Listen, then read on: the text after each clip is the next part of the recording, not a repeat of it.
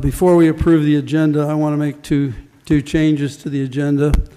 I'm going to move public property up under the action agendas to be first. And I also am going to, under appearances, recognize Donnie Simmons and the tire recycling program. So with those changes, I will look for a motion to approve the agenda in a second. So moved. Second. Moved by Ritter, second by Manker. Whoop, excuse me, question, second by Blackard. Okay, go fire your question. On the action agenda for ag zoning, take each one of those issues separately. When we get to them. Just real quick, just to clarify, is she referring to all of them or zoning case SU 24, zoning case SU 1024, and 1124? I just wanted to clarify that. A through M. Well, I think we're going to do them individually, except for those three are going to be grouped together, C, D, and E. One resolution. We could also group F, G, H. All the others are individual, but that's the same landowner, I think, in the same company, so I think we're doing those as one.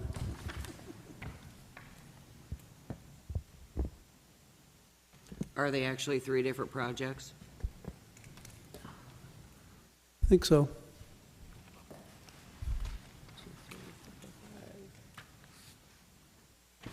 Three different permits. So what's the consensus?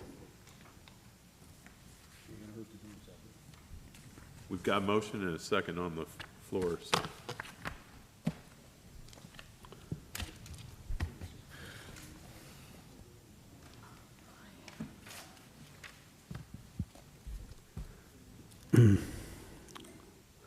I don't know, so we got a motion and a second already.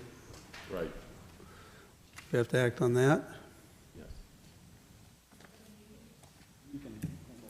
You can have discussion, but, I mean, if you're done with the discussion, then call for the question.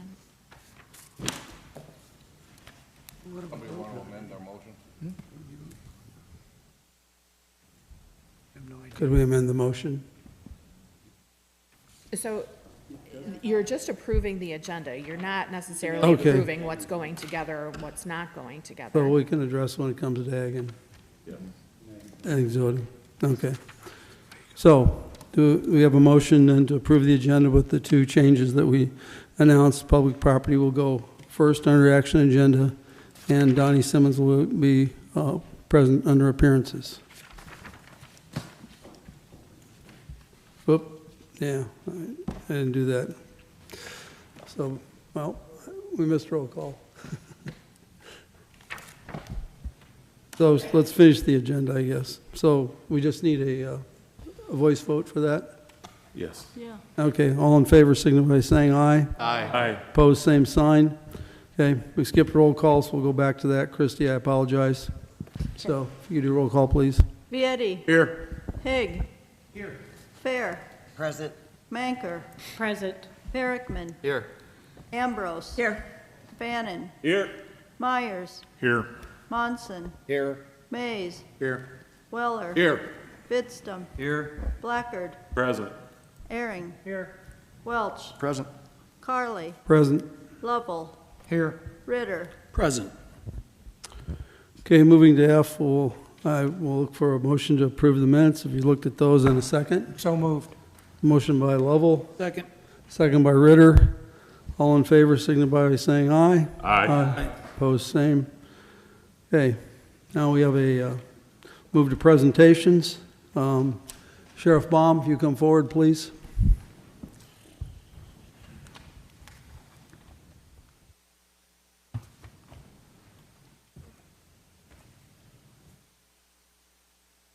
Good evening. Thank you all for allowing me to take a few minutes.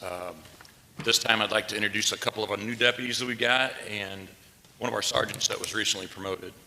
I'd like to introduce Sergeant Emily Frobich, Deputy Justin Givens, and Deputy Gary Lashevsky. Deputy Lashevsky is still in his field training process. They'll be done pretty soon. The other two are on duty and working tonight. So thank you all for giving me the opportunity. Welcome aboard.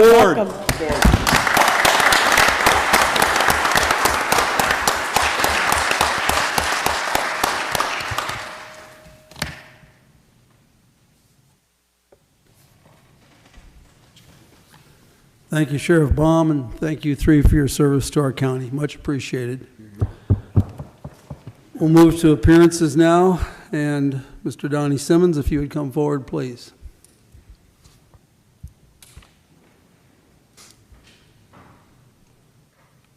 Good evening.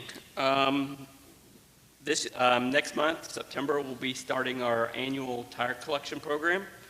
Just kind of give you an update. Last year, we collected a little over 1,600 tires. In the 3 years that we've been doing the program, we've collected a little over 3,500 tires out of the county from public residents. Basically, last year we collected tires from 48 individuals. That included municipalities and townships. And we had 13 drop-offs of greater than 20 tires. So this year we're going to have to limit tires to 20 tires per resident. We actually had 2 people that dropped off more than 150 tires. So that really cuts down the number of people that are able to drop off tires. But if we have capability to accept more tires at the end, we're going to keep a list of people that may have more than 20 tires, and we'll call them back and have them bring in those tires. This is a widely successful program, and basically it's a way for us to reduce breeding grounds for mosquitoes. So we're using money from our vector surveillance grant that we get from the Illinois Department of Public Health, which comes out of the tire pool that the state collects. Anytime you buy a new tire, you pay for into the tire fund. So this is money coming from that fund to help eliminate mosquito breeding grounds. So basically residents can contact the health department starting today, and actually there's postings on our Facebook page and on our website for people to do so, and we'll start taking reservations throughout the month of September for people to drop off tires. So with that, any questions? No, I just want to say thank you. I've already contacted 2 people because they're Excellent. use it quite a bit. Thank you. Mr. Chairman? No. Yes. I don't have a question. I just want to say thank you for your enduring commitment to this, Donnie. This is something that is much needed within our communities and in our county. And because you do this, our roadsides are better, our environment's better, and our people are getting rid of things that they need to deal with. And so for that, I applaud you, sir. Thank you. Anyone else? Thanks, Donnie. Much appreciated. We'll move to consent agenda. We have 3 areas. We have approval of the bills, reappointment actually of Richard Kiefer to the Zoning Board of Appeals, acceptance of decennial reports from Avoca, Owega, Eppards Point, MTAD, Sunbury, Nevada, Esmond, MTAD, Solomon, Pleasant Ridge, and Charlotte Union, MTAD. Can I have a motion? Motion by Ehring, second by Fannin. Roll call, please.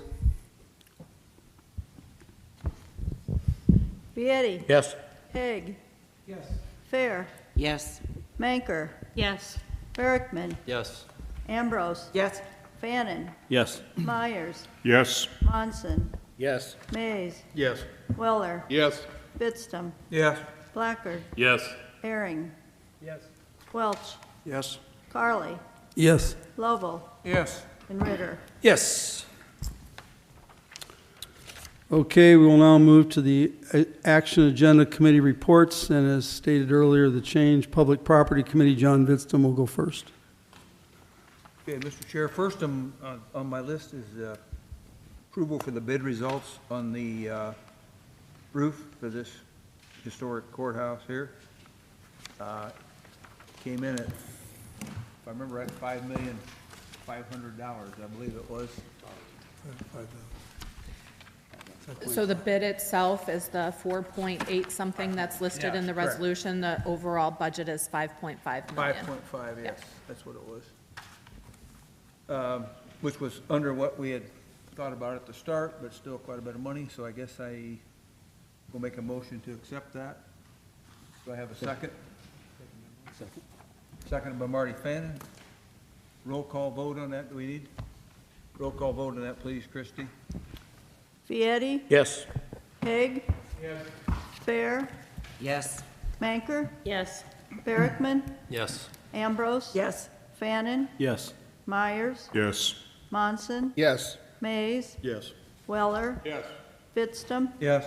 Blackard, Yes. Aaron, Yes. Welch, Yes. Carly, Yes. Lovell, Yes. Ritter. Yes. Okay, thank you all for that. From our head maintenance report, basically, it's been a lot of the same breakdowns with stuff getting older, regular maintenance. Got a call, we had an air conditioner go down in the old Torrance building out there, old IHR building. Seeing about getting that replaced. Outside of that, it's just been the regular maintenance, I think. Nothing out of the ordinary, I don't think. But one question I have, and I don't know if we can answer it or what the thought is, but talking with maintenance, I have trouble trying to figure out how we can budget for some of this if we don't tour our old buildings and see what our plans are for it. I mean, he walked me through a couple of buildings, the old IHR building and the bank building across the road. Just with him and I looking at it, we're gonna have to put some money into them things in the near future. I've never heard where the board has a plan on how do we look ahead at this? How do we budget for this? You know, it's like on this roof deal, you remodel the courthouse, then we come up with this roof and looking at a pretty good chunk of change at the last minute. It's my understanding that if we go through them buildings and tour them, we have to announce it. You know, am I correct on that? We can't take a committee through there to look at it? Because we can't have more than, what, 2 people on a committee? You would post an agenda, yep, and make it open to the public? It has to be open to the public. I mean, do we have to put 400 people through there if the committee could look at it and come up with an idea? I mean, I guess that's what I have trouble with as chairman of that committee. How do we help make decisions if we can't walk through them and make some plans and then open it up if you're gonna act on it? So I think if you recall, John, you have a capital improvement plan allocated, planned for in the capital budget that's being presented for 2025. As part of that, that is your planning process, is to kind of go through there, identify the age of all your equipment, your building systems, those kinds of things, so you know exactly what to plan for. That's the purpose of that plan. But how does that work if so in other words, we have to do that every year, go through that to come up with a long plan, or how do you do that? It's generally a 5 to 10 year plan that's included in that, and you continue to update it every single year, every time you make a change. Okay. So that would be with, going through that with the head of maintenance and figuring that out, and then bringing that to the county board to come through with that? We would be contracting someone to develop the capital plan for us. That was all part of the discussion on whether or not we had the capacity internally. We decided that we had the ability, but not the time to do it at this time, which is why we were going to contract that out so we can get it done as soon as possible. Okay. I guess that's all I have in my report. Thank you, Chairman Vidstam. Now we'll move back to Ag and Zoning Committee and Vice Chairman Ritter. Thank you, Mr. Chairman. I had the privilege of being at the Ag and Zoning Committee meeting, which is normally takes place, and then running the special meeting. I will be taking this on as a result of Mr. Ehring, who is recusing himself because of a possible conflict of interest. I'll be starting at the top.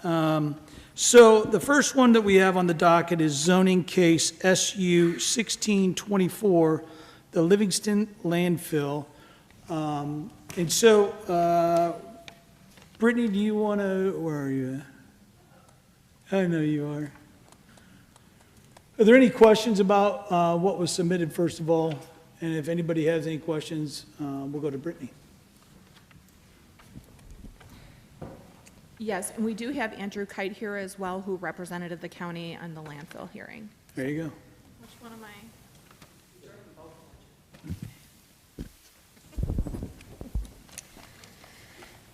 This is zoning case SU-16-24, known as Livingston Landfill.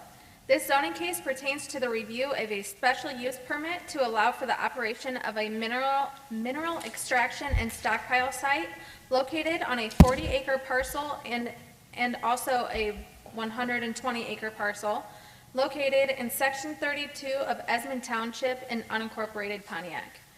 The Regional Planning Commission, Zoning Board of Appeals, and the Ag and Zoning Committee have recommended approval for this case. Okay. Are there any questions out of the board on this? Move to approve. I have a first, a second by Mr. Fannin. Roll call, please. Vietti, Yes. Haig, Yes. Fair, Yes. Manker, Yes. Barrickman, Yes. Ambrose, Yes. Fannin, Yep. Myers, Yes. Monson, Yes. Mays, Yes. Weller, Yes. Fitstam, Yes. Blackard, Yes. Herring, Yes. Welch, Yes. Carly, Yes. Lovell, Yes. and Ritter. Yes. Second, we have the amendment of the host county agreement and renewal. Brittany? So Livingston Landfill is just asking for a 3-year extension to the host county, their host fees. Very good. Move to approve. I've got a first I'll second it. and second by Mr. Lovell. Roll call, please. Yes. Just a minute. Vietti, Yes. Haig, Yes. Fair, Yes. Manker, Yes. Barrickman, Yes. Ambrose, Yes. Fannin, Yes. Myers, Yes. Monson, Yes. Mays, Yes. Weller, Yes. Fitstam, Yes. Blackard, Yes. Herring, Yes. Welch, Yes. Carly, Yes. Lovell, Yes. Ritter. Yes. So the next one, I'll ask what what we want to do here, whether we want to combine all three. What's the pleasure of the board here? Paul? Yes? I'm okay. Paul, I'm okay combining these three since it's the same company. Thank you, Ms. Banker. Any other questions? Okay. Next on the docket, zoning case, SU 924, Anacona 1A LLC. Are they doing them all together or one? Keep going. Oh, and zoning case SU 1024, Anacona 1B LLC, and zoning case SU 1124, Anacona 1C LLC. These are zoning cases SU-9-24, SU-1024, and SU-11-24, known as CS Anacona 1A, 1B, and 1C. These cases are proposed special use to develop 3 co-located solar farms that are each 5 megawatts. These cases are co-located on a 117.87 acre tract of land in an AG agricultural district located in unincorporated Ancona. The developer has also requested and been approved for 3 variances to eliminate the living buffer that would be between each solar farm. The Zoning Board of Appeals has recommended approval for cases SU-9-24, SU-1024, and SU-11-24. The Ag and Zoning Committee recommended approval with a vote of 5-2. Okay. Questions? Okay, seeing none, roll call. Wait. You need a motion. Have that Motion, sorry. Move to approve. There's one. I got a second out of Mr. Hague. Now, roll call. Can we do some discussion? Oh, on this? discussion, sorry. Sorry, I know I screwed it up. That's okay. It's okay, Paul. I got a few things I want to say about this. You know, as recently as a few months ago, I was hopeful that we had kind of gotten over the hump with the number of solar applications that had come at us. We've been told by some of the people that represent these projects that Livingston County can only, the infrastructure of Livingston County can even only support so much, that this was going to peter off. But here we are with another escalation in what they want. You know, before we had these little 30, 40 acre community solar projects that often ended up in some back corner of the county, poor soils, strangely shaped parcels. But here, they've escalated it into asking us to combine 3 of these onto one 120 acre parcel near Ancona, which many of you know is some of the best ground in this county and even the world. And just a reminder, next month, the same landowners coming, the same people are coming with another one a half mile south of this. We're going to turn this into an industrial solar neighborhood under the guise of community solar, these little 30, 40 acre things that we've been supporting in this county. And I'm at a point where I'm saying, where does it stop? You know, is there ever going to be a point where we say, wait a second, okay, we were allowing some of this, you know, we want to coach this into something that's good for the county, but doesn't, you know, take our most valuable resource, our farmland, which is all over the comprehensive plan about protecting. Is there a point where we're going to stand up and say no? And up to now, the answer to that has been no. And if we continue down that road, I think we need to be honest with our constituents that the Green New Deal has arrived in Livingston County. We may not vote for J.B. Pritzker and Joe Biden in majorities in this county. In fact, it's a great majority that does not vote for those politicians or people like them that support this kind of stuff. But looks like we're getting it. They don't call it the Green New Deal. This was the Inflation Reduction Act, you know, yeah, a lot of green energy money in that. And I think it's important to ask who the real beneficiary of all of this is, because I don't really feel like it's the county. I would argue that it's J.B. Pritzker. We all know in 4 years, J.B. Pritzker is going to be running for president. He's going to run all over this country, telling us all about how he's so great for green energy. Look at all this green energy that I built in Illinois, a lot of it down in Livingston County. It's going to really benefit his campaign. And he pays off everyone in the process and makes it really hard to go against it. You know, I'm speaking up, and a lot of people aren't going to like it because the county's getting paid off in tax revenue. The school districts are getting paid off in tax revenue.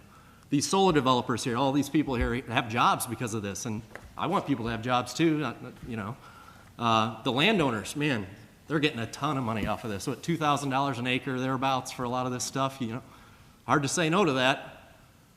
But, you know, in the end, from the county's perspective, it's like a big Rube Goldberg machine. Most of you probably know what that is, a big complex mechanism that accomplishes a simple task. From our perspective, what do we get out of this? We get a little tax revenue out the back end. They spend probably $1 billion on this, and we get a few 100,000 trickles out the back end that goes to our schools, and we're supposed to say, hallelujah, isn't that great? I want to support our schools.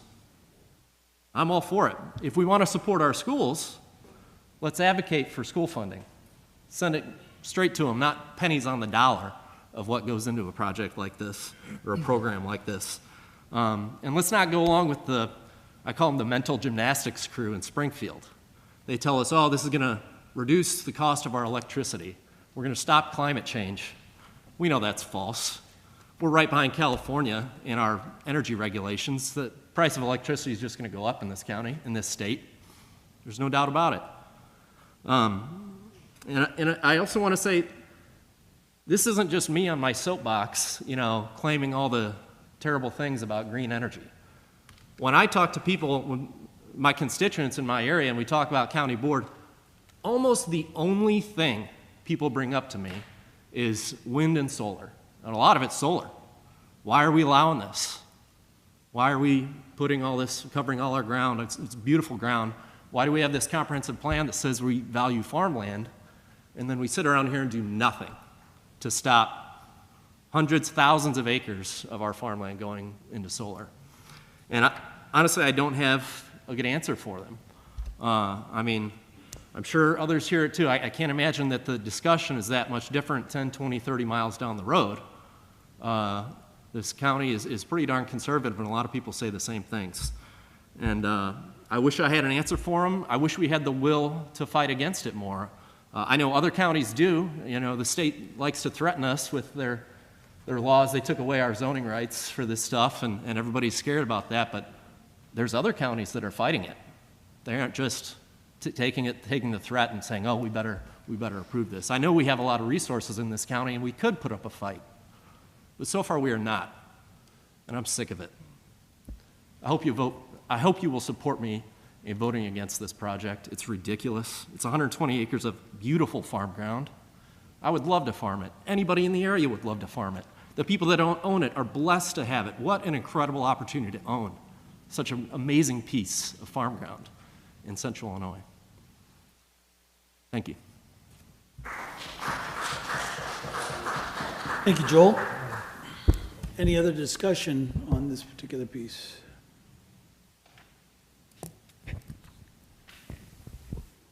Hearing none. Roll call vote, please. Vietti. Yes. Haig. Yes. Fair. No. Manker. No. Barrickman. No. Ambrose. No. Fannin. No. Myers. No. Monson. No. Mays. No. Weller. Yes. Fittstum. Yes. Blackard. Yes. Airing. Yes. Welch. Yes. Carly. Yes. Lovell. Yes. Yes.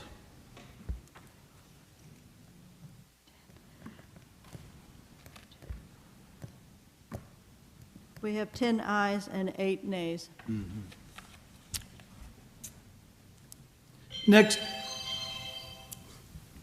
case, approval of the decommissioning plan, SU 1422, Allium Solar LLC. Brittany?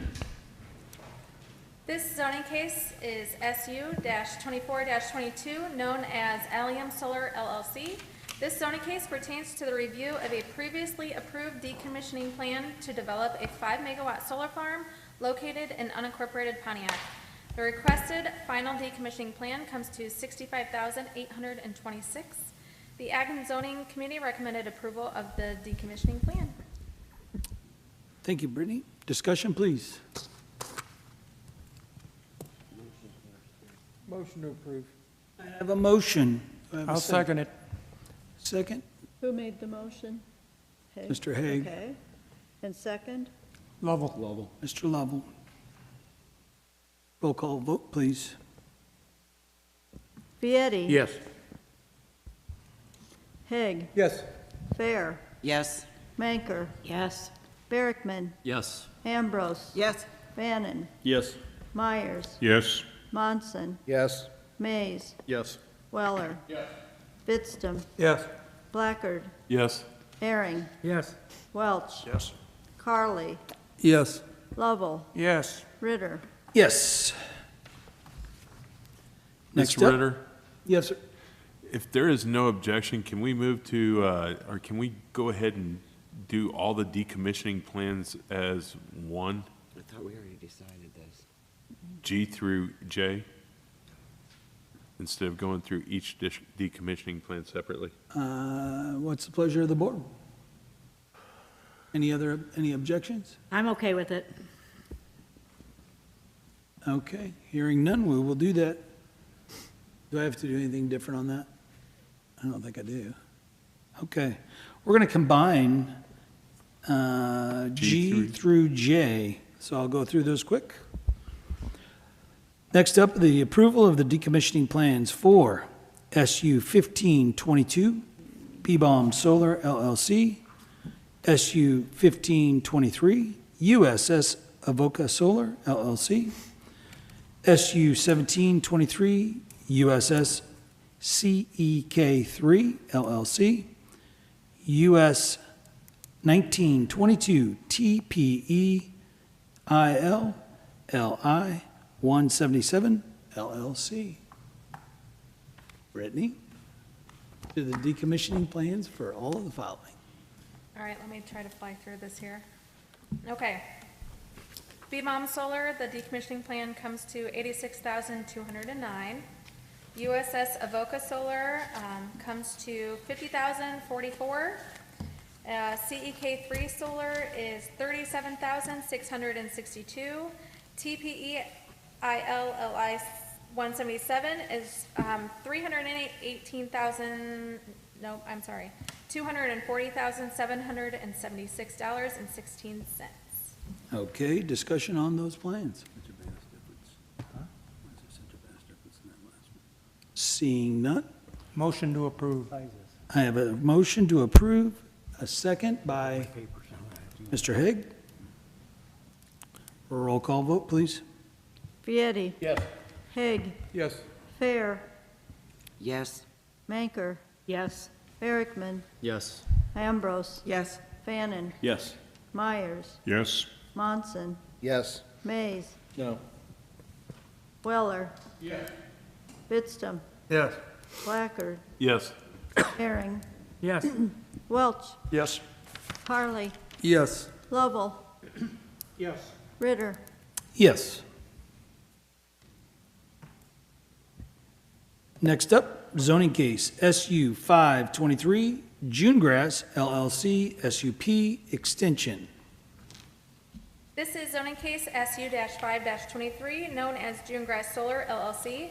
This zoning case pertains to the review of a proposed extension of a previously approved special use to allow for a development of a 2-megawatt solar farm in an AG agricultural district located in unincorporated Fairbury.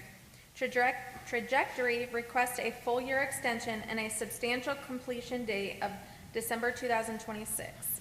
The Ag and Zoning Committee recommended approval for this extension. Andrew, do we need to talk about, do you have anything you want to add to that? I don't. I've not been necessarily involved in that, but I'm happy to answer any questions if you'd like. Thank you. Brittany, what were the reasons for the extensions? The reasons for the extension was due to a not being able to get all the equipment in time that they had anticipated. Thank you. Any other discussion? Seeing none, a motion? Mr. Haig? Second? I'll second it. Second, Mr. Lovell. Roll call, please. Vietti. Yes. Haig. Yes. Fair. Yes. Manker. No. Barrickman. No. Ambrose. Yes. Fannin. No. Myers. No. Monson. Yes. Mays. No. Weller. Yes. Bittstum. Yes. Blackard. No. Herring. Yes. Welch. Yes. Carly. Yes. Lovell. Yes. Ritter. Yes. Next up, zoning case SU 623, Granite Solar LLC, SUP extension. This is zoning case SU-6-23, known as Granite Solar LLC. This zoning case pertains to the review of a proposed extension of a previously approved special use to allow for a development of a 5-megawatt solar farm in an AG agricultural district located in unincorporated Fairbury. Trajectory requests a full-year extension and a substantial completion date of December 2026. The Ag and Zoning recommended approval of this extension, same reason as the previous case. Discussion, please. Motion. Motion by Herring. We have a motion by Aaron. Mr. Ehring, second. Second by Jack. Roll call, please. Vietti. Yes. Haig. Yes. Fair. Yes. Manker. No. Barrickman. No. Ambrose. Yes. Fannin. No. Myers. No. Monson. Yes. Mays. No. Weller. Yes. Fitstum. Yes. Blackard. No. Airing. Yes. Welch. Yes. Carly. Yes. Lovell. Yes. Ritter. Yes. Christie, at this point, I'd like to recuse myself from item M. Okay. Don't call you. Don't call my name. Thank you. Next up is zoning case SU 524, Heritage Prairie Wind. Brittany? This is zoning case SU-5-24, known as Illinois Generation LLC, also known as Heritage Prairie Wind. This zoning case pertains to the review of a proposed 600-megawatt utility-scale wind farm facility located east of Dwight and within Dwight, Broughton, and Round Grove Townships. This project consists of 71 turbines located on 12,350 acres of private land. The Zoning Board of Appeals and Ag and Zoning Committee recommended approval for this case. And I'm going to let Andy Kite take over.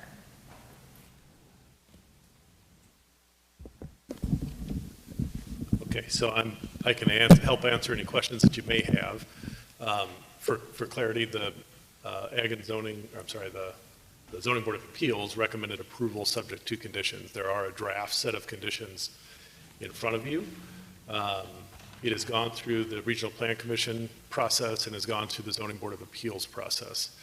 And so it's now comes to you with a recommendation from the Zoning Board of Appeals with a recommendation of approval subject to conditions. Those draft conditions are before you. So if there's any questions, I'm happy to try and answer them.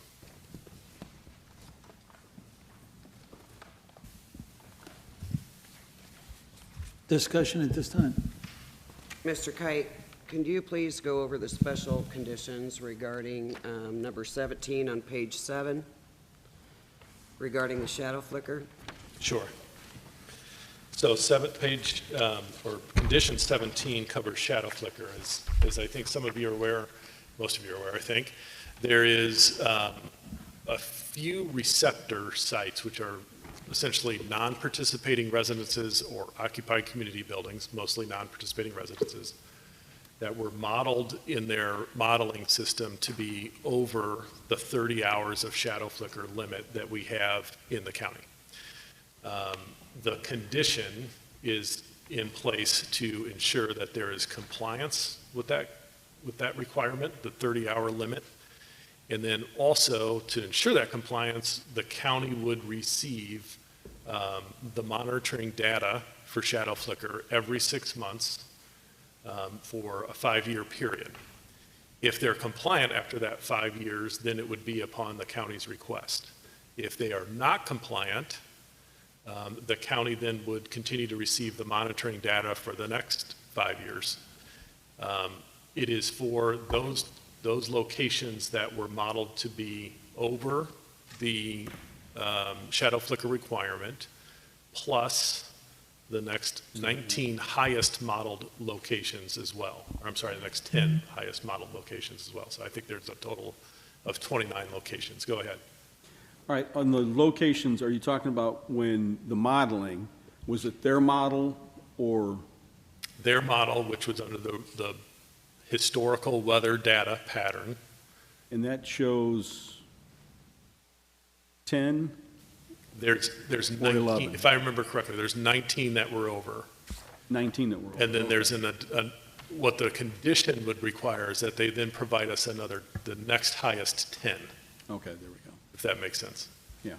That way we are ensuring that we're getting, the county then would be receiving all data regarding any site that might be potentially over.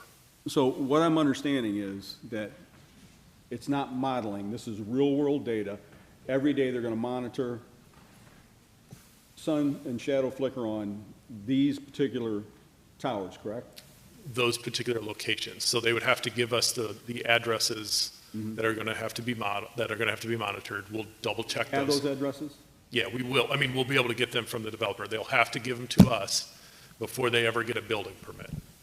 Okay. So they can't obtain a building permit from the county until they give us all the addresses and the owner's names. Okay. Yep.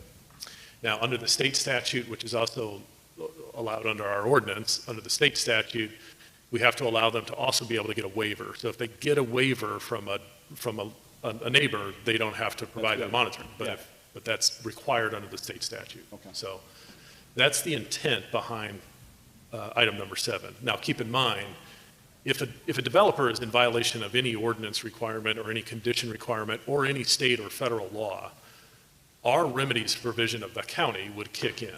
So, and that's then up to the county what they want to do. It could be a fine, it could be, cease operation, it could be of those particular turbines, et cetera. So there's remedies in place that if a developer does show that they're over in that data that they give to us, the county has the option to take a number of different remedies against the developer. But only after 5 years. No. No, after They the can first do 6 it. months. Yeah, they could do it. They give it to us every 6 months, but what they have to be, they have to be within 30 hours of shadow flicker in a year period. That's the statutory state law requirement.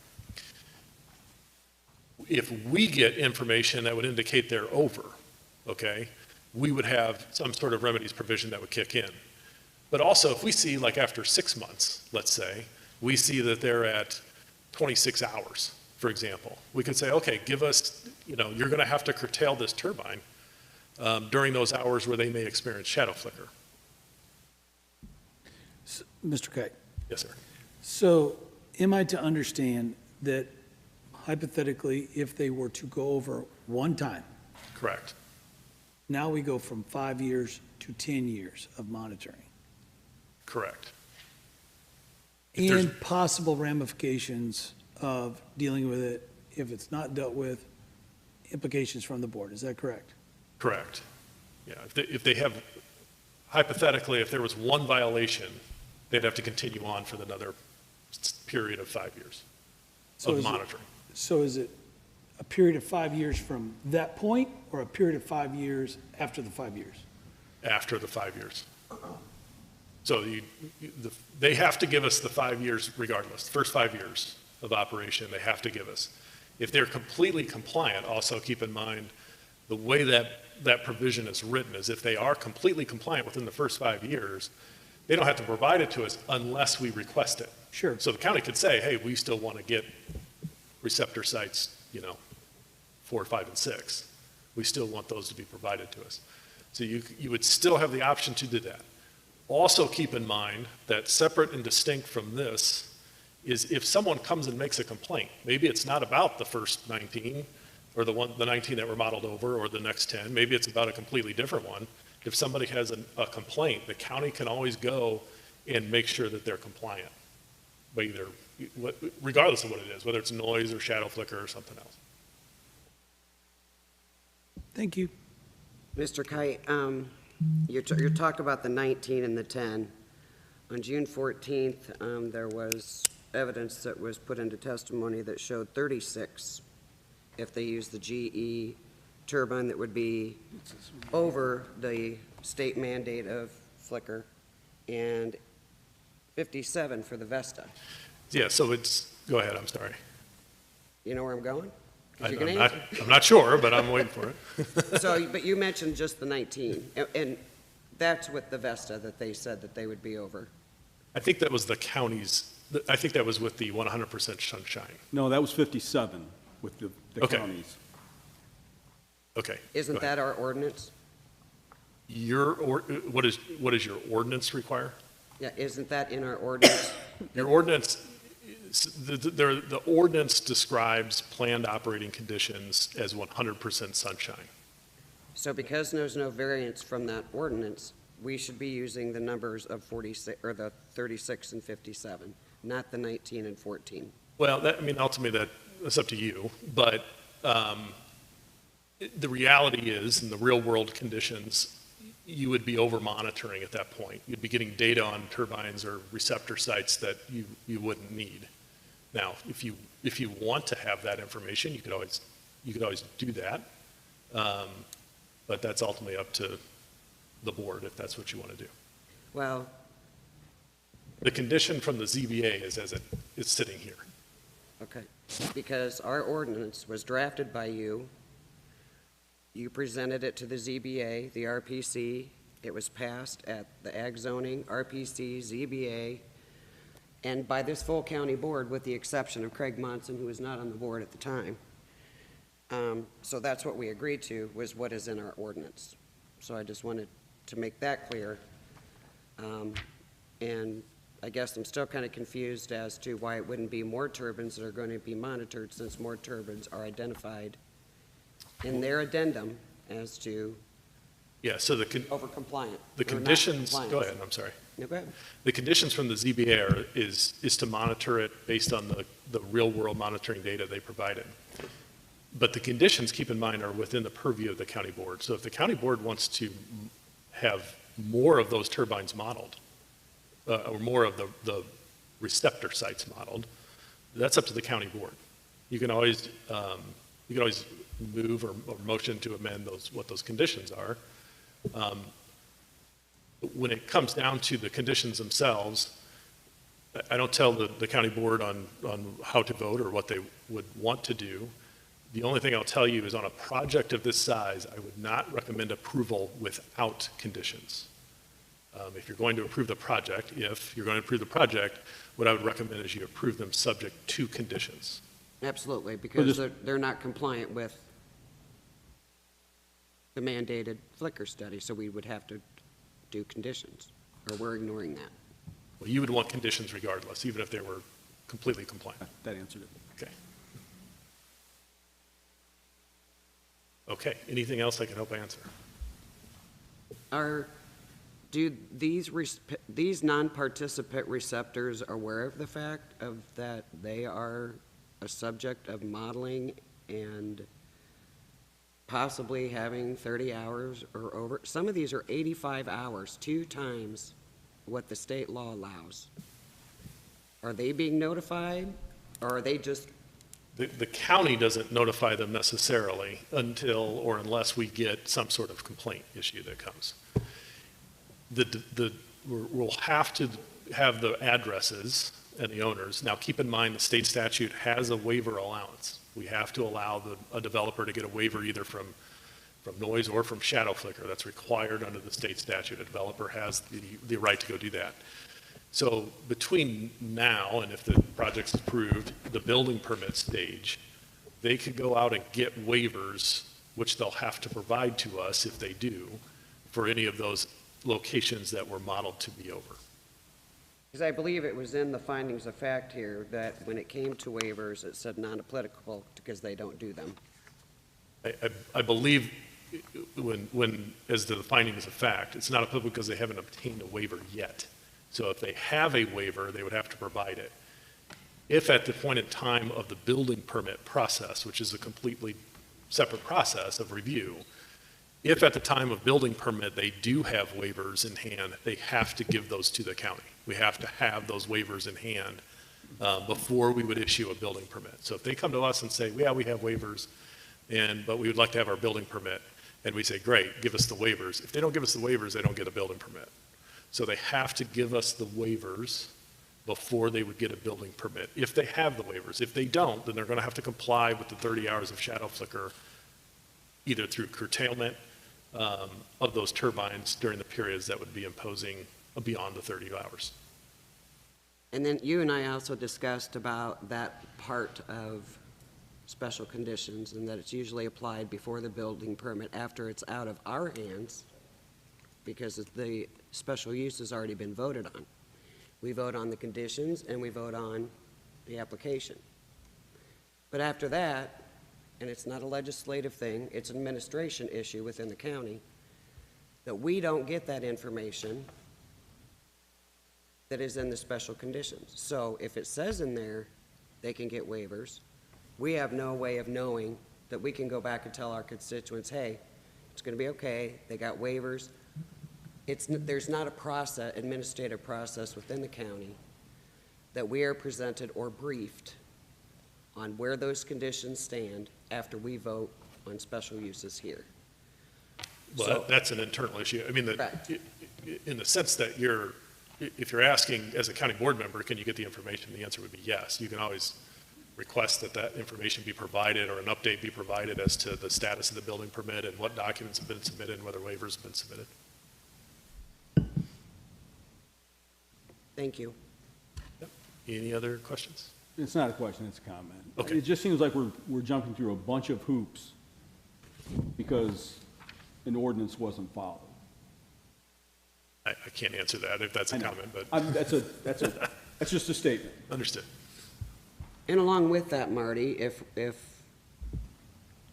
we are actually looking at making our zoning process more efficient, as we've been told, if applications come in and all their i's are dotted and all their t's are crossed, and they match all the ordinance, including the state standards, it will go through a heck of a lot easier than if they come in not compliant right off the bat. Right.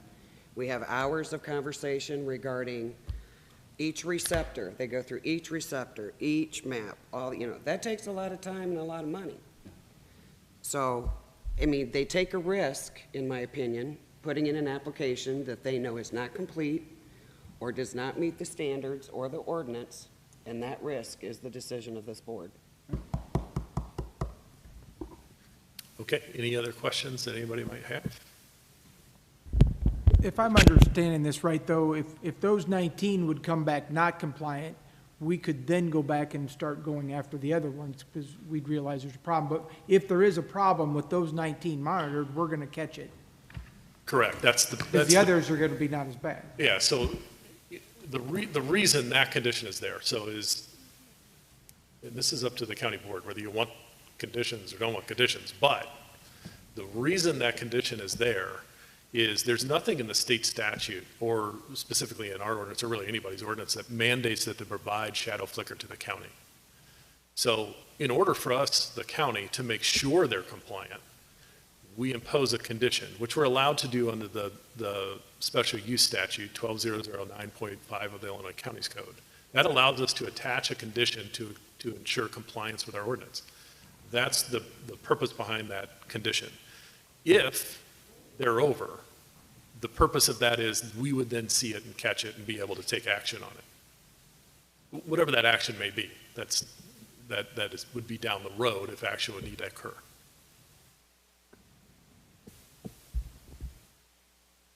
Okay, any other questions? All right. Thank you, Mr. Kite. Yep. So what we would be looking for now is a motion of approval with conditions. Mr. Hague?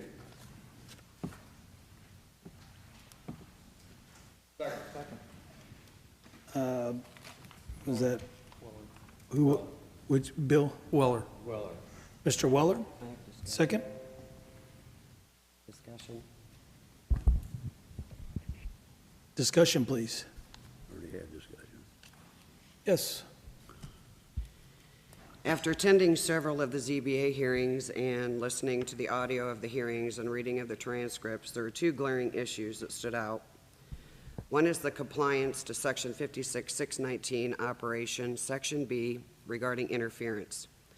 The second issue we've already discussed here is the application was not in compliance with the mandated statewide standards regarding shadow flicker requirements. The finding of facts, which we all got a copy of, the county board members, and it was also presented August 12th. On page 13 under evidence, the applicant testified under oath that the NTIA reviewed the project turbine sites and determined that there are no concerns regarding radio frequency blockage or impacts to NEXRAD radar. And then it says to see Appendix M and 4.2 of the project narrative. I then read Appendix M to find the determination from the NTIA review, or as the applicant stated under oath, the consultation, and it was not there. I then went to 4.2 of the project narrative, which stated the NTIA review did not identify any concerns regarding impact to NEXRAD radar. See Appendix M, which I just mentioned, did not contain a review of interference impacts by the NTIA. At that point, I then went to the transcripts and audio testimony. The applicant was asked during testimony if weather radar interference information was in Appendix B. The applicant testified under oath, quote, Doppler radar is not addressed in that. No, ma'am, not that I'm aware of, unquote. So I did a quick search of the National Weather Service website and easily found wind farm developers can contact the Radar Operations Center Wind Farm Team for consultation, and this consultation is key to minimizing operational impacts with a NexRad radar network and weather detection and warning programs. There's even a page called the RRC Analysis of Wind Turbine Siting Proposals for details to request an interference analysis. There's also a direct name, address, phone number, and email address to contact for a consultation and analysis. It also said, we urge the wind farm developers to take advantage of this consultation early in the planning process to arrive at a mutually beneficial siting decision.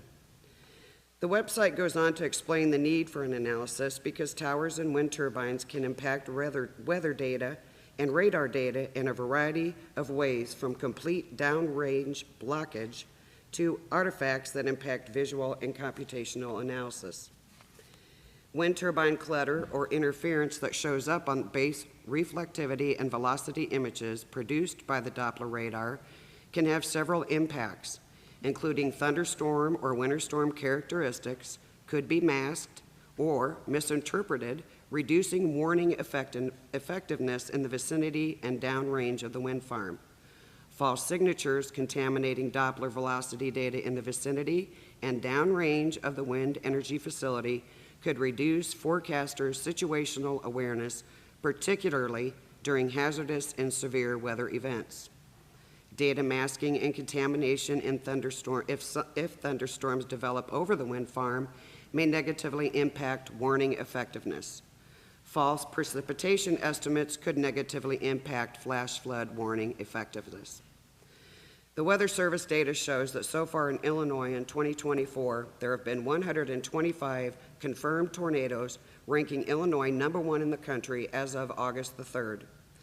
The need for an analysis or a study conducted by the Radar Operations Wind Farm Team is vital to the health and safety of the citizens of this county. In my opinion, the top priority of this board, and I would hope the top priority of the developer, is health and safety of the citizens of this county. Unlike shadow flicker or other issues that may arise from a wind project, mitigating after a severe weather event is not acceptable, as one event can cause bodily injury or death. We've been advised by council that we have options with either applying special conditions regarding the interference with turbines and the NexRad radar, or send it back to the Zoning Board of Appeals. I understand we have the option of applying special conditions when we have data. The shadow flicker we just discussed, the modeling results in the application show the project is out of compliance anywhere from 36 to 57 non-participating receptors, depending on which model of turbine the applicant uses. Some of these non-participating receptors are 2.5 times the maximum number allowed by the statewide standards. However, data wasn't provided for 29 of the receptors if the use of GE turbines is done, and 49 of the receptors if they use the Vesta turbines, so we don't know how much these receptors are over the 30 hours. In this case, special conditions are an option using the findings in the shadow flicker modeling submitted into evidence. However, the weather radar interference, there was no studies or modeling submitted. If the option of going back to the ZBA is exercised and the applicant can provide those studies from the Radar Operations Center Wind Farm Team from the evidence, for that evidence, special recommendations can be drafted based on those results of that study, or not if the study shows no interference with the NexRad radar. I will only support a motion to send this application back to the Zoning Board of Appeals to address this issue. Now, I was told on my way here, I was not able to make the special meeting that was just called 4 days ago before this meeting to move this vote up to tonight. That before I got here, that there was a letter from, looks like it could be the attorney for the developer, where he states they believe that this letter is sufficient evidence that appropriate authorities were contacted. And there's also something else, and I just looked at this real fast, that it says that Commerce has completed a review of a subject of the wind farm. That is not what the Weather Service Center says. The Weather Service, and including NTIA, will send information to the ROC. The ROC will do the analysis. Now, I'm not going to accept, after the hearing is over, I don't have to accept any evidence that was not, according to our zoning training, that was not presented at the hearings. They specifically stated, and you can find it in the finding of facts, that the attorney for the ZBA did where those interference studies were supposed to be, and they were not there. So I will yield my time, but I would like every person on this board to understand that there were no studies, and according to our ordinance, studies are supposed to be admitted into evidence, not just we sent it to them and they said. We need to see those studies. We need to see those reviews. We need to look at those ourselves and not just take the word of their attorney as well as a one-paragraph statement by somebody else that didn't even testify at the hearings. I yield my time. Mr. Berkman. I think an important point that Rebecca made is exactly what, we did go through that zoning training here just a few months ago, and it was extremely clear about how serious the ZBA is, and that everyone that comes and testifies before the ZBA is testifying, just that, they're sworn in. And we have been told over and over again that we can't take evidence that was not submitted to ZBA into consideration, and it is quite troubling that we sit here with a letter from their attorney at the last minute about commerce, but nothing was done at ZBA, nothing was submitted to ZBA about this. It seems like a gaping hole in the application. If I could chime in 1 second, I believe, I'll defer to Mr. Uphoff on the issue of whether this was in the addendum or not, but my understanding is that the January 22nd, 2024 letter was in the addendum, is what's been represented. And it was a letter. It was not a study. It was not what is recommended by our ordinance. Our ordinance specifically says a study. And if this was in there, when the applicant was asked where the interference studies were, they could not answer the question. And when they were asked if it was in Addendum M, they specifically said, in my quote, "It is not in there."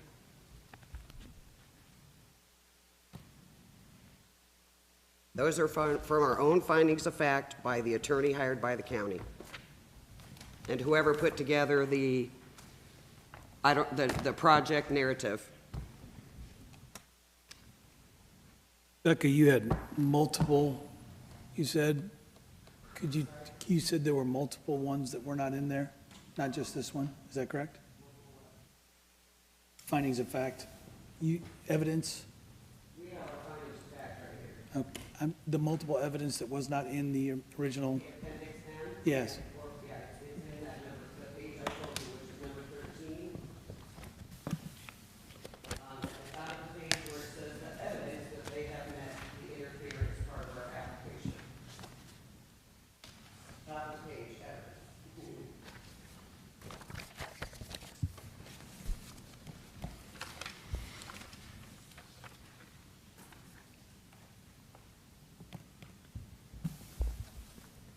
Okay. And just to be clear, it's section 56-619 of the county code under letter B, interference. It states that the applicant shall provide the applicable microwave transmission providers, providers of weather radar utilization for the safety of the general public, the National Weather Service, and local emergency service providers copies of the project summary and site plan. This project summary shall include a study pertaining to the relationship of the proposed project and microwave transmission providers and local emergency service providers. Pretty clear. Yes, go ahead, please. First of all, I'd like to say wow to Mrs. Fair. She has done a tremendous amount of work, listening, reading, redoing them all, and giving us this information. I would like to see us do it the right way and send this back to the ZBA so this can go through and we follow our ordinance and we protect the people of this county. The Doppler radar is a serious omission. Thank you. Yes, Mr. Munson. Before I had aspirations to join this great group of people up here, I always follow the weather, and I have a friend who's in Chenoa. He's the assistant fire chief, and he always warns me of when I should really watch the weather in Fairbury. And the one day he told us we should get underground, this storm is really tornadic. I called the National Weather Service office in Romeoville that issues Livingston County's warnings. All they seen was rain. And we did have a funnel touchdown on, and take out some outbuildings just south of Fairbury.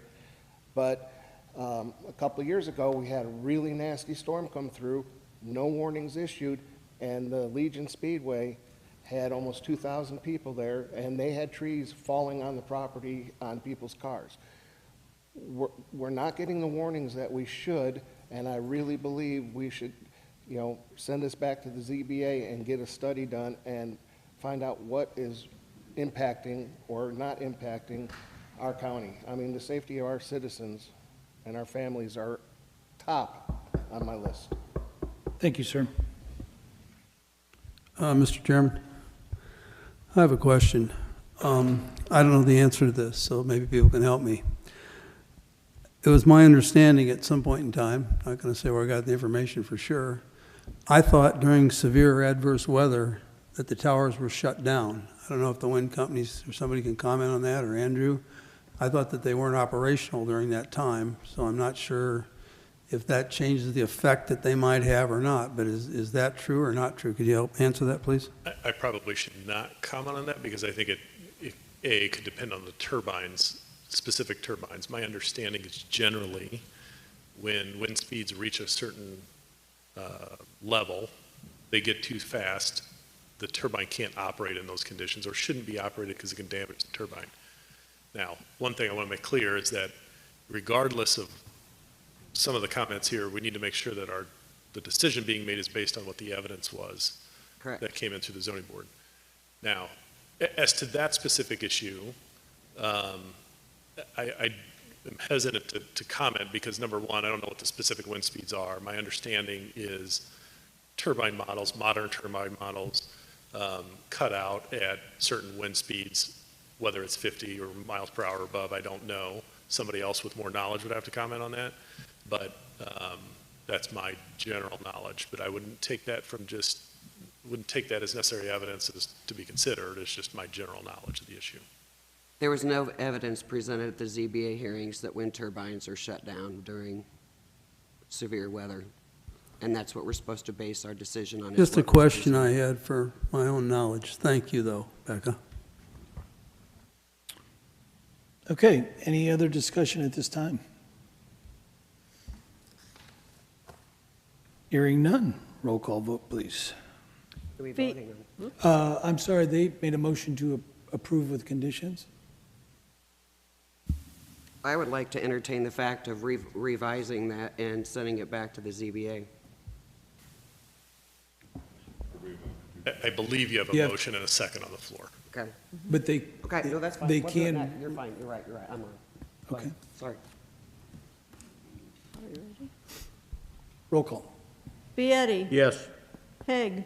Yes. Fair. No. Manker. No. Barrickman. No. Ambrose. No. Fannin. No. Myers. No. Monson. No. Mays. No. Weller. Yes. Bitstam. No. Blackard. Abstain. Welch. Yes. Carly. Yes. Lovell. Yes.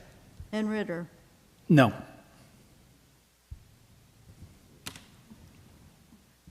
Six ayes, and Mr. 10 Chairman, I'd like to nays. make a motion to send this back to the, I have a Where would it go? motion on the table to send it back. I'll second that. I have a second by Ms. Fair. This is send back to ZBA. That's correct. So let me just make sure, before you vote on it, you would want to make sure that you're sending it back for specific purpose. You don't want to send it back just generally. That wouldn't be right. appropriate. If there's a specific purpose that you're wanting to send it back for more evidence, that would be allowed under the county's code. So if you want to send it back for something specific, you need to make sure that you're Okay. stating clearly what it is you're asking them to review again. I asked to send it back to the ZBA specific to the weather radar issues, that study would be done and submitted to the ZBA. Is that good, Mr. Kite? If that's what you wanted to do, yes. Thank you. I will then second that. I have a first and a second with those specific requirements. Discussion? Hearing none, roll call vote, please, Christine. Beatty? No. Haig? Yes. Fair? Yes. Manker? Yes. Barrickman? Yes. Ambrose? Yes. Bannon? Yes. Myers? Yes. Monson? Yes. Mays? Yes. Weller? Yes. Pittstam? Yes. Blackard? Abstain. Airing? Oh, I'm sorry. Welch? Yes. Carly? No. Lovell? No. Ritter? Yes. Okay. I think that concludes our business and my report. Yes, Ms. Manker? Mr. Britter, I don't think we heard what the counts were on K and L. Could we have Christie tell us? Absolutely. On which one? K and L, the last two before this one. June Grass and Granite Solar. Okay. June grass and, Granite Solar, The extensions. okay. extensions. Okay, for the June grass, it was 12 ayes and 6 nays. The granite solar was 12 ayes and 6 nays also. Okay. Thank you, Christie. I would also like to thank everybody for the discussion. I think it was much needed. So with that, this concludes my report. Thank you, Vice Chairman Ritter. We'll move to Highway Committee, Steve Lovell, Chair. Okay, Mr. Chairman, thank you. All we've got is the quarterly report that's in the packet for the second quarter. And basically, we just discussed the proposed budget for next year. So that's all I've got. Thank you, Mr. Chairman. We'll need a roll call vote on that, correct? Yeah, motion a second, and then. Motions. Yep. Motion by Aaron, By Fannin. second by Fannin. Go ahead, Steve. What now? Roll call. All in favor signify You by ready? saying aye. Roll call, okay. Nice try, Steve. No, it's not an action. Doesn't say action here.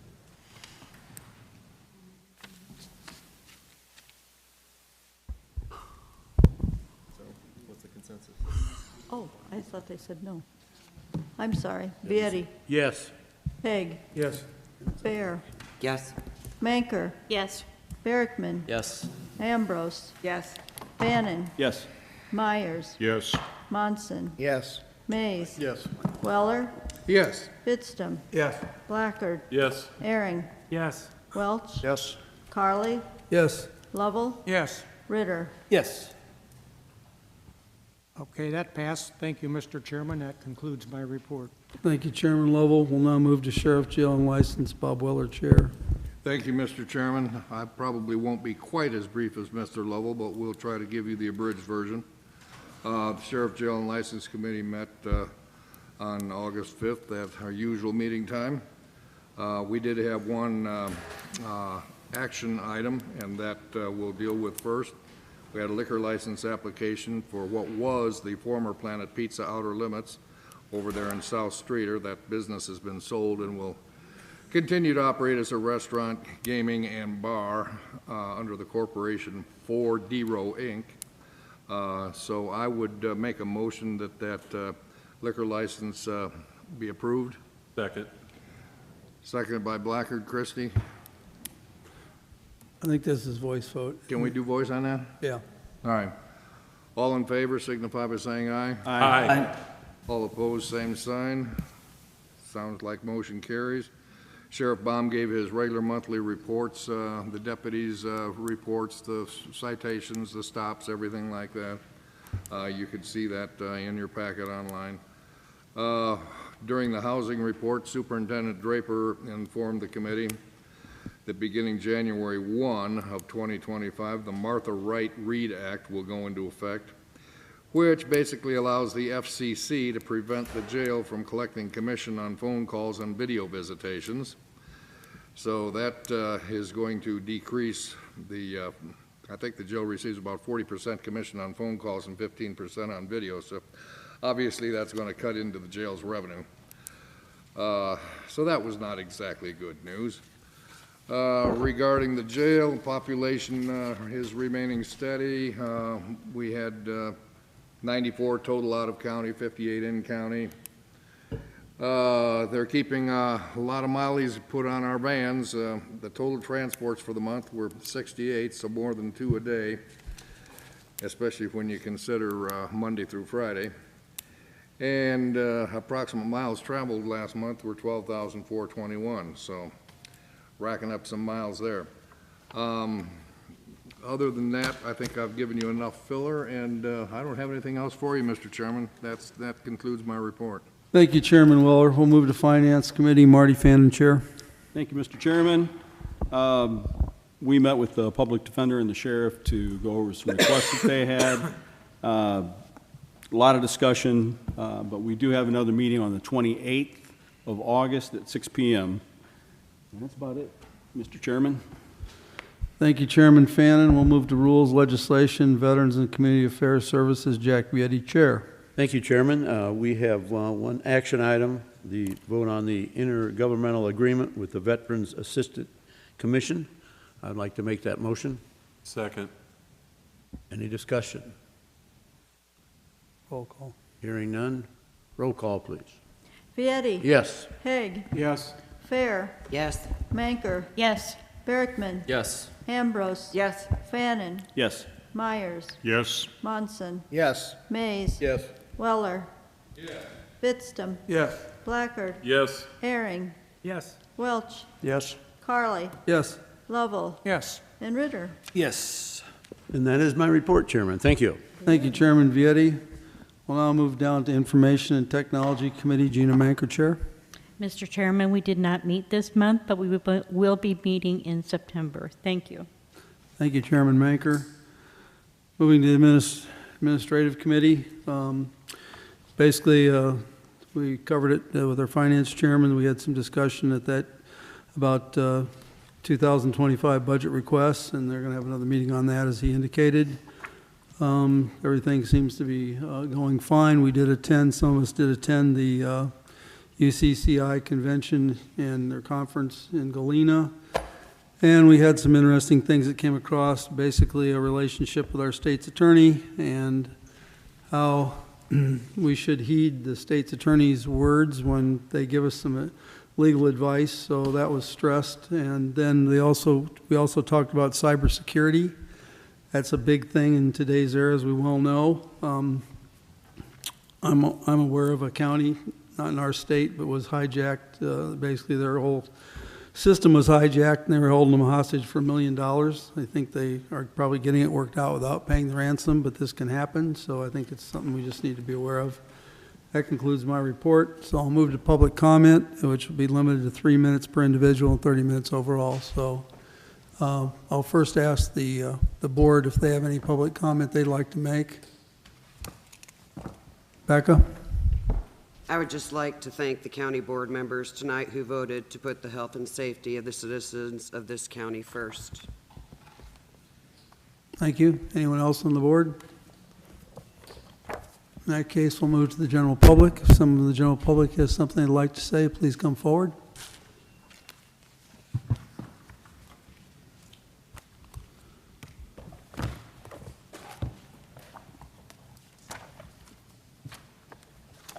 State your name, please.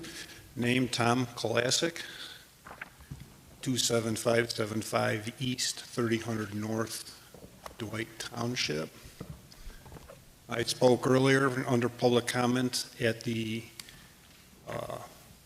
agricultural board that met before this.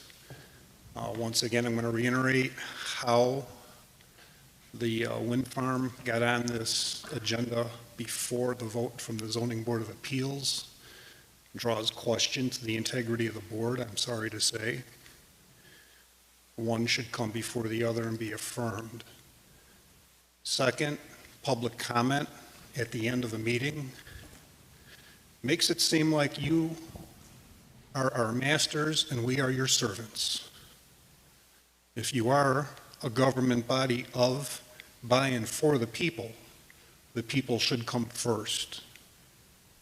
Your organizational flowchart shows that, but you show contempt to the public by putting them last on an agenda and not being allowed to be heard on items on that agenda that you all are voting on. Thank you. Thank you. Anyone else? I'd like to comment. Let's go ahead.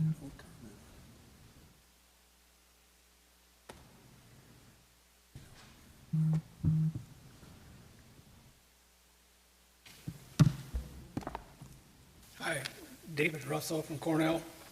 It seems like there's been a lot of solar projects going through the hearing process right now, and I'm beginning to wonder if the county will ever reach a cutoff point. At first, it appeared at least some of the projects were going on land that wasn't the best.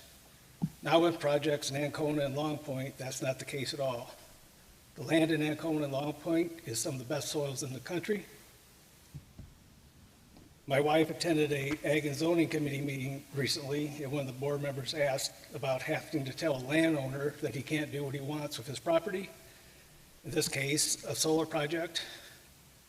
And the answer to that question should have been, yes, there are times and situations when, through proper zoning guidelines, a project must be denied. It seems like you're rubber stamping just about everything except the requests that don't bring in big money to the county. Like the woman who operated the junkyard was told no. People were complaining about how unsightly it was, which is the same thing that some neighbors are concerned about with solar, especially when it comes to property values. Yes, I've heard the supposed experts tell us that there's no negative impact to property values. And if that were true, the solar and wind companies wouldn't need to offer good neighbor or beneficiary agreements. Does the county have an end goal in mind? Or is it just going to keep approving all these projects, completely ignoring Ms. Taylor's report about the high impact to agriculture? And in so doing, completely transform the county from amber waves of grain to tilling panels of glass on poles. Thank you. Thank you. Anyone else?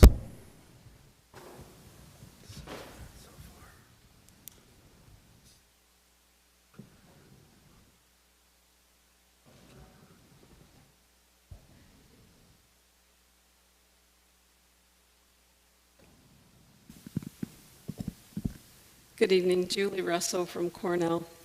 I just wanted to,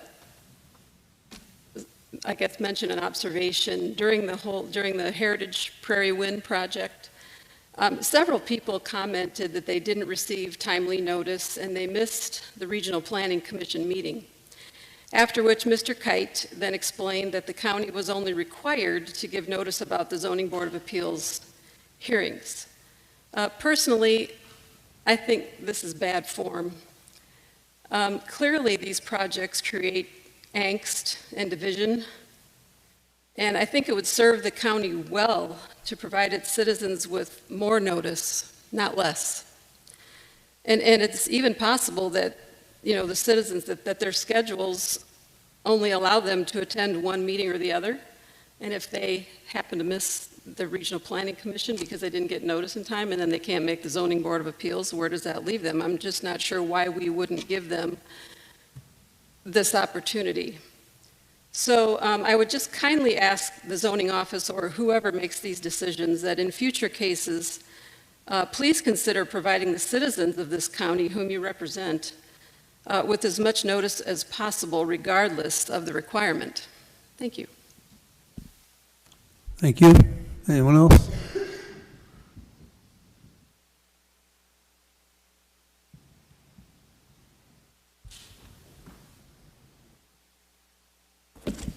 Good evening. Seth Upoff, here on behalf of the Heritage Prairie Wind Project, and I just wanted to make a couple of... Sorry, Linda. I'll stall for a second to make up the difference, all right? So I'm just here to comment on a couple of things because some of you made some comments about things not being presented if they weren't in evidence. And what I have here is only part of the evidence that was submitted to the ZBA. This is the addendum. This is over 600 pages. The other one I think is over 1,900 pages for the application. And in here is the letter that was presented to you earlier tonight. So the letter that I gave you earlier tonight was from evidence. I was not giving you anything that wasn't in evidence. It was in evidence. And this is a letter being responded back to one of the consultants that's used by the company to do all the radio interference and all of that research, all right? And after that letter is then a whole report about all of the emergency services report, testing on microwave interference and all that. It's in here, all right? And this letter right here comes back from the United States Department of Commerce, the National Telecommunications and Information Administration, NTIA. They're essentially the clearinghouse for these types of requests. You submit it to them. They then send it out to all the other government agencies that are involved. Those government agencies then have an opportunity to respond. And either they respond and say there's an issue that we need to clear up, or they don't respond and they say there's no issue. And in this situation, the response that came back was that they've completed their review of the subject wind farm proposal and found that the project area is over 59 kilometers south-southwest of the Chicago IL NEXRAD, which is a type of radar. Based upon distance and terrain, this project appears to be radar neutral. No further contact with the developer is requested at this time. That was the evidence that was presented. You're right that the witness couldn't identify exactly where this was in the 2,500 pages of documents, but it was in there. So I appreciate that you're being thorough and going through, but it wasn't quite thorough enough. That evidence was in there, that evidence was submitted. And your ordinance only requires that a project summary be submitted, and that's what was submitted. If they didn't have enough to make a determination, I'm sure they would have sent something back saying, we don't have enough to make a determination, but they didn't. They sent one back and they said, we've reviewed it, you're too far away, you're radar neutral, no further comments are necessary. That was the evidence. Thank you. Thank you. Anyone else? I would just like to respond to that. The project summary does It's public comment, we don't does respond. include a study. We don't respond. Read that, that's in our ordinance that it has to include a study. I mentioned it in my comments. Who does the studies through the National Weather Service? Did you hear my comments? Let's not do this. Here's who you contact with the name, address, phone number, email, and direct phone number. Yes, sir. Yeah, Randy Urban, Dwight, Illinois, 819 Sunset Drive. Somebody from the village of Dwight, I was on the board when we approved the Heritage Prairie wind farm coming within our setback limits and things like that. I'm no longer on the board, however, I've been following the project. And listening tonight to the comments prior to the vote, and just now hearing the information from Mr. Uphoff, I really hope that the board takes that knowledge that they just learned here, knowing that the Heritage Prairie did not come in and not give you information you needed. Remind yourselves, you are also on that ordinance committee and you're on the zoning board, you need to know your rules. So if somebody gives you something and it is not meeting to the standards of your rules and your application, you need to let them know. You guys have had this for a long time now. And to wait until the last minute to tell somebody you didn't give us this when you've had 15 meetings, that's not right. Not only to the citizens who, as the one lady said, take time out of our days to come here for this, but it's also yours and everybody else's, plus the money being spent for all these meetings that are going through. Taxpayers are paying for every one of you to be at meetings. Had that study needed to be done, somebody on the ZBA board or in this organization here should have said something to them to say, hey, before we move on, we need to make sure all the application is here. That wasn't able to be said because, as the other gentleman said, no comments are made prior to what's going on. There was a meeting ahead of time here. Nobody brought that up at that meeting. I was sitting there listening to it. So if these things aren't brought up ahead of time, you're only bringing them up right before a vote to make it sound like they're trying to pull the wool over your eyes or something like that. That's not what it was. It seems to me that the information was there, but it just seemed that since nobody can comment on it, you're going to make up your own decisions. I really hope you take it back to the zoning board and you guys really look at it and bring this back for a vote, and you have all the information given to you, because there's a lot of people that have given their time and money in the tax dollars going into this project. Also remind you that, you know, the governor did do his own rules on this. And it's also putting the tax dollars of the people that live in this county at stake if you choose to go against what he's doing also. I'm not saying one way or the other. It's a hard decision for you all to make when you're sitting up there. But just remember, if somebody comes to you when they have a permit or asking for a permit, make sure you also know what the rules are too before you take their application. Thank you. Thank you, sir. Anyone else?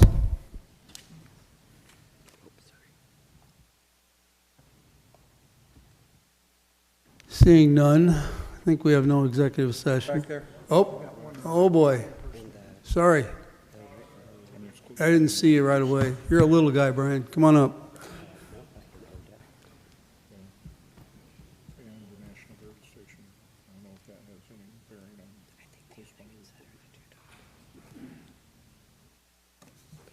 Brian Pershnick, Dwight, Illinois. I've got 3 minutes and I'll be all over the place because I got a lot of thoughts going through my mind, but I think I'll start with this, the county. I think we got a problem with the assessor's office in this county. And where I'm leading to with that is our property taxes, which, you know, we're hoping to get a little relief for our schools and our fire departments and all our taxing bodies with the passage of this wind farm. Full disclosure, I farm, I own some ground house to get a wind tower, hopefully still will. And I appreciate doing your due diligence on this board. If the wind farm company forgot or overlooked something, I appreciate you sending it back to the zoning board and giving them another chance. But, you know, in Dwight, we've had our prison closed, we've had Donnelly's leave, we've had a lot of issues with our tax base.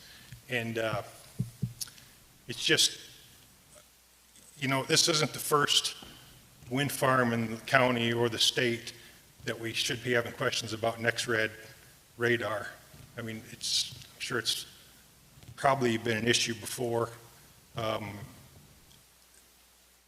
So I guess I hope we get this figured out, but I implore you to, one other thing, sorry about that, so it'd be all over the place, but I appreciate Mr. Barrickman's passionate speech about solar farms, because as a farmer, I do agree with him a lot.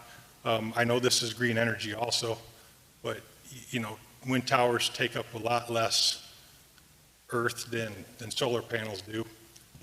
So I think there is a difference. I don't mean to be hypocritical. I'm against solar farms, but for wind towers. But I agree with him 100% that we can't be taking good, productive farm ground out of use. So I guess that's all I've got. Appreciate your time, and hope you revisit this. And I hope the Heritage Prairie Wind Farm answers your questions through the zoning board. Thank you. Thank you, sir. Anyone else?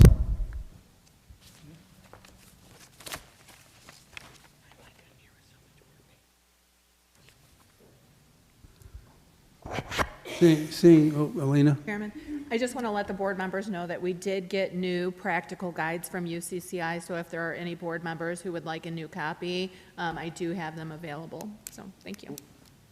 Thank you. I don't believe we have executive session tonight, if I'm correct, so the only announcement I have is our next meeting is Thursday, September 12th at 6 p.m., our next board meeting, that is. And I'll search for that motion. Motion by Vietti. Second by Berkman. All in favor to adjourn the meeting, signify by saying aye. Aye.